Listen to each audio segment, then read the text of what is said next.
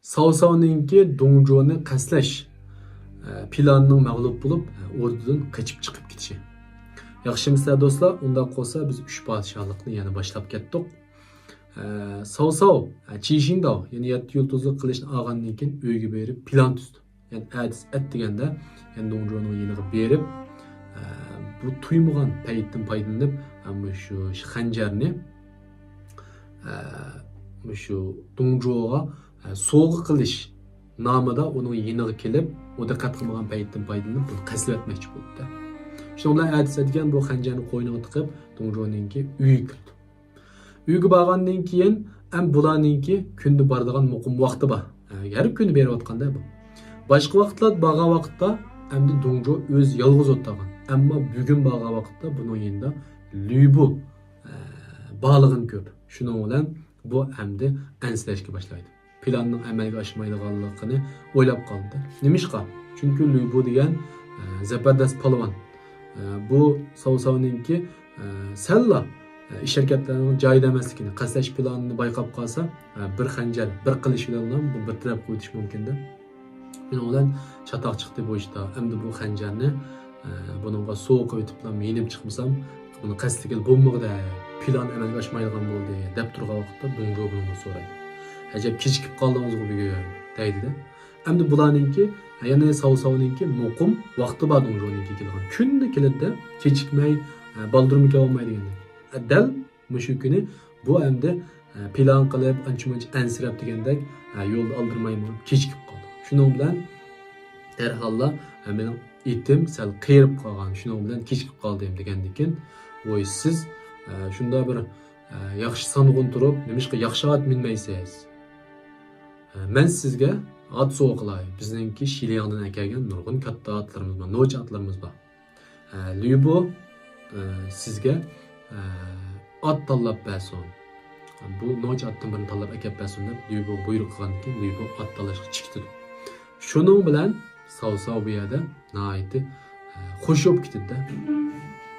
Hamda Lübu ketdi. Dongzhuoni qasdlaydigan vaqt keldi. Deb turgan vaqtda bu Dongzhuo kitob ko'rib, yerib ketgan. Charchab ketib, shuning bilan mo'ralari og'rib ketganda, mo'ralarini tutib, lam keyniga o'rilib qoldi.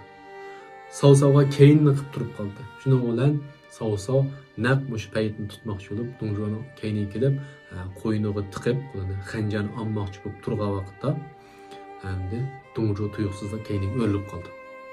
Bu vaqtda Savsavninki chiroyidan o'shmanlik, nihoyatda bir xil o't chiqib turganda chiroyi qarasimi qo'rqib ketdi. Chunki birisini qasdlamoqchi bo'lgan vaqtda endi odamninki chiroyi shunda o'zgarib ketadigan o'xshaydi. Kinolarda shunda chiqadi-ku. Shundan bilan Dongzhuo keyinga qarabla, Savsav nima bo'ldi? Ajab menga g'ayri qaraysan-ku degandan keyin, shundan bilan Savsav darhalla chiroyini o'zgartib, men abay hanglik qaptiman. Men sizga bir guhar olib keldim deb qo'yindagi xanjarni chiqarib. Müşiyada agar bu xanjarni chiqarib bo'lgandan keyin Dongzhuo keyniga qarab qolgan bo'lsa, albatta buni qat'iy tushuntirib bo'lmaydi. Sen nimishqa men keyniga qarab turgan vaqtda xanjarni chiqarsa deb gumonlandi-da, bundan gumonxor odam tursa Dongzhuo degan. Shu Dongzhuo demak Savsavninki xanjarni chiqarmagan vaqtida keyniga o'rilib qolganligi uchun Savsavni darhalla kallasini ishiltib, xanjarni chiqarib ikki qo'llab tizilib, men sizga sovg'a deb keldim. Bu Chishingdo, ya'ni 7 yulduzli qilishni sizga sovg'a qilaman degandan keyin Dongzhuo buni ko'rib, chiroyi o'zgarib qo'shib ketdi. Ajab yaxshi guhar ekan. Chunki tishlar ajab chiroyliqda buniki. Qarasa haqiqatan bir xanjar ham 7 tal yul buningda yulduzsimon guhar bor. Buningki tutquchida. Shuning bilan qo'shib turgan vaqtda bu yerda endi Lübu yetib keladi. Lübu yetib kelib, otni tanlab bo'ldim. Tutqata degandan keyin shuning bilan Dongzhuo bilan Lübu ikkisi Savsavni boshlab otning yoniga bordi. Shundan bilan Savsavni otni minib chiqishga tavsiya qildi. Savsav otni mingandan keyin bu otninki haqiqatan yaxshi ot ekanligini bayqaydi, bir cho'gilib yinib keldi. Yinib kelgandan keyin qanday ot yaradimi degandan keyin bak yaradi, bak no'ch otga deb Dongzhuo javob bergandan keyin, unda bo'lsa siz bu otni minib qiling degandan keyin, ha ma'qul, unda bo'lsa men qaytay deb keyni yinib otni ilib chiqib ketdi. Ammo shu vaqtda Dungjo yani xanjarni ko'rib ketib berib tuyuqsizlar kallasida buningki o'y paydo bo'lib qoldi. Yani asosan bizni ishlar uchirsak darhol shu vaqtda inkosga kelolmaymiz. Ba'zi ishlarni keyin o'ylab, ajab bu ishda bir masala nima deb o'ylab qolamiz-da. Dungjo'mi shu vaqtda dal ashunday bo'lib qoldi. Nemishqi bu savsov menga bu pichoqni hadiya qildiganda. Ya kirib hadiya qilmay, nemishqi birdamdan keyin men keynim qarab olgan vaqtda hadiya qilmoqchi bo'lganda deb besh qatib turgan vaqtda buning mushaviri Liru kirib qoldi. Kirib qolgandan keyin shundan Liru bunday.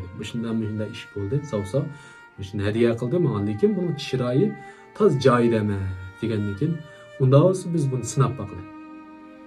Sinab boqsaqlar buningki sizni qasdga kelgan yoki haqiqiy xanjarni sizga taqdim qilib kelganligini bilalaymiz degandan keyin qanday sinaymiz desa, odam avatib savsovni qayta o'rniga taklif qiladi. Ya'ni ki sizningki shu o'rningizga taklif qiladi.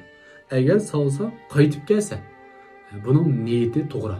Bu sizga xanjarni so'q qilgan. Agar bu qayt qilib olmasa, chuqur buni masala bor. Buni kallasini olsak bo'ladi degandan keyin shundan haqiqatan buningga askar avatib buni topolmaydi. Bu turgan qo'roqladimi yo'q, uydimi yo'q da. Ham bu nega ketgan degan vaqtda savsov shu otni mingan peti bu o'rdan chiqib, qo'qdan chiqib ketgan. Shuning bilan birdamdan keyin shu qo'qni saqlaydigan lashkardan birisi kelib, savsov deydigan birisi qo'qdan otni jiddiy minib chiqib ketdi. Degandan keyin shuning bilan bular anandan keyin esiga kelib, savsov asli meni qasliga kelibdi ekan. Biz buni bekor qochirib qo'yibdimiz deb shuning bilan buni tutadiganga lashkar avatidi. Ammo bu savsovga shundan nocha otdan birini berganligi uchun buning it ajoyib tiz chepib, bu yolg'iz otliq bo'lgandan keyin shu chapqancha shahardan chiqib, yezi qishloqlarga qochib ketadi. Unda qolsa savsovninki Dungjo bilan bo'lgan, yani Dungjoni qasdlamay qochib ketish hikoyasini mushunchalik so'zlab turdi. Endi keyingi qismda biz nima so'zlaymiz degan vaqtda shu savsov bilan Chungungninki uchrashish hikoyasini so'zlaymiz.